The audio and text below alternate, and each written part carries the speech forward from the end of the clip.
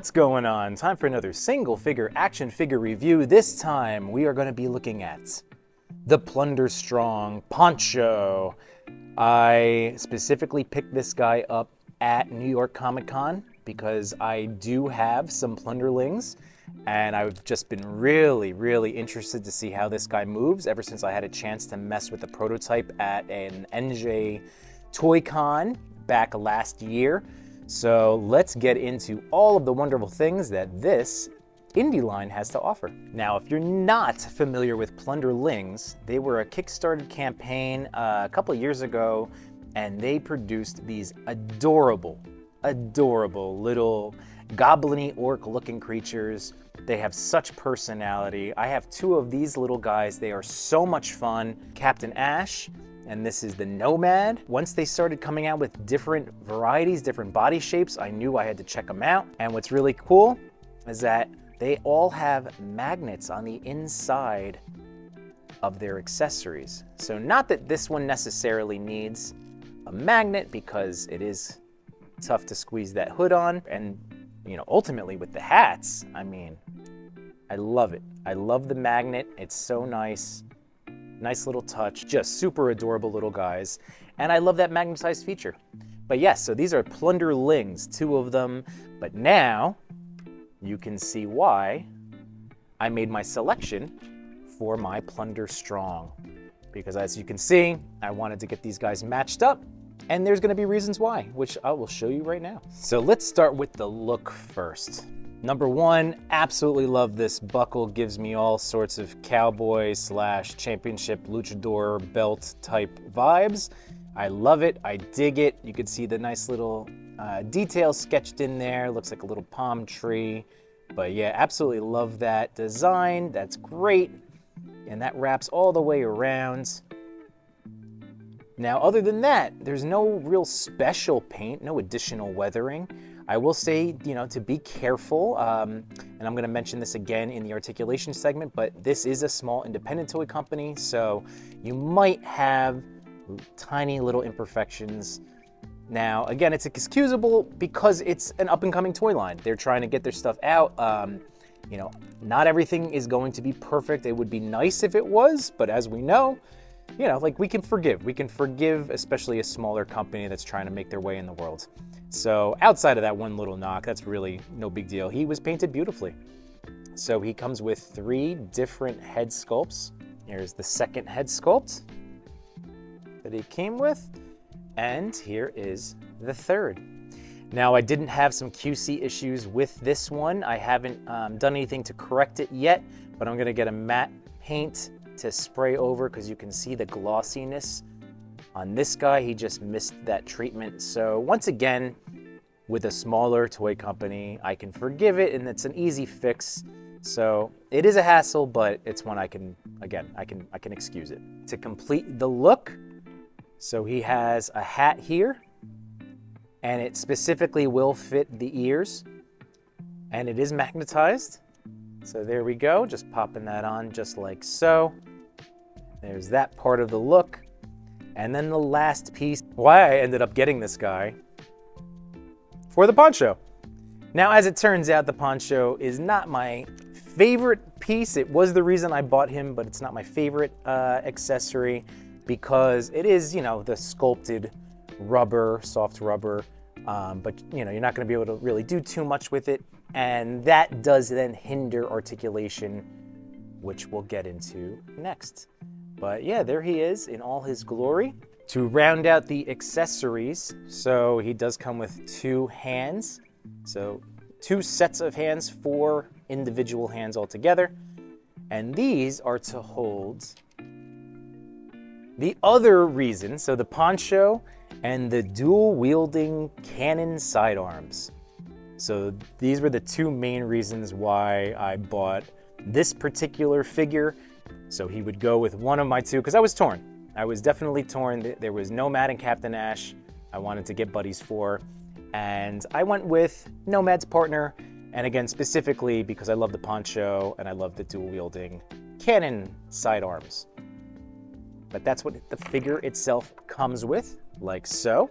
Another nice little feature that Plunderstrongs are included with are for the Plunderlings, the matching corresponding Plunderling, they included fists. How nice is that?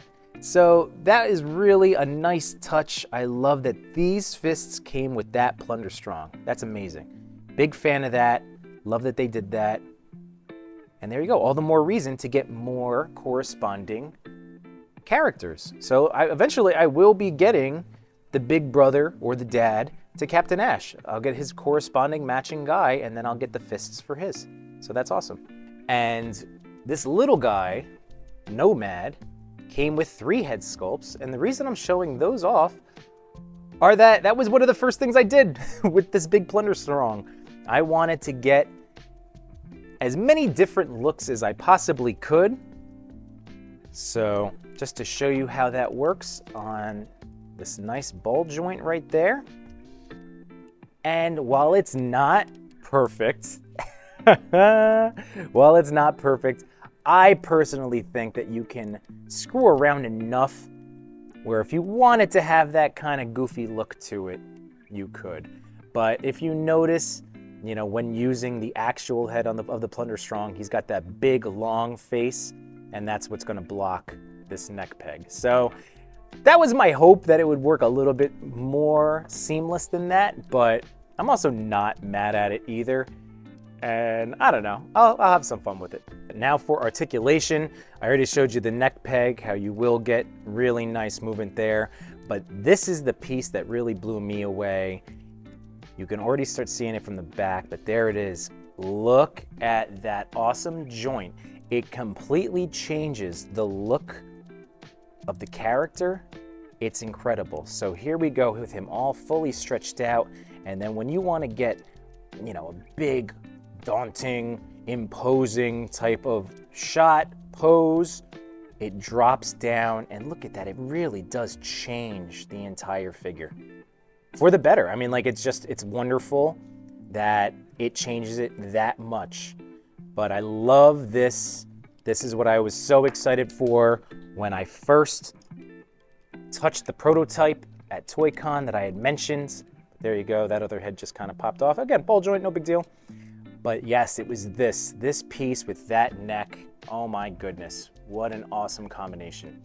For the remaining articulation, you get single jointed here. You do get a bicep swivel. You get some really nice range with some butterfly back here, so you will be able to do a lot in terms of bringing arms together, like so. Double jointed knees, you get nice ankle rock, so I haven't had any trouble standing him whatsoever, but I will point out that I'm gonna need some Kiki loose joints in here because the legs have been loose. In addition to that, I did have to heat up the joints out of the box in order to properly move these joints around. So needs heat to loosen here, needs Kikis to tighten in there. So these are some minor nuisances, but again, I can forgive them being that they are a small growing company. But look at how amazing. I love that, I love that. So there you go. And a really cool thing that I didn't mention earlier is it is on a perfect joint for it. And lastly, I thought it would be a lot of fun to provide some scale. So I grabbed some of my other transformative type characters. So there we go with a NECA, the NECA Colossus of the Swamp. So that's how the Plunderstrong matches up over here. And then I couldn't have a transformation segment without the Originator. Maybe not the Originator, but of course I had to throw in a Hulk. So here's a Hulk. And what am I gonna forget? Banner? No, thank you. And there's Banner. So there we go. Plunderstrong, Colossus of the Swamp, the Incredible Hulk. So transformations in all different scales.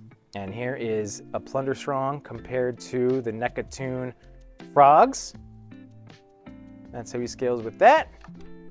Here's how he scales next to a Marvel legend, Dr. Banner.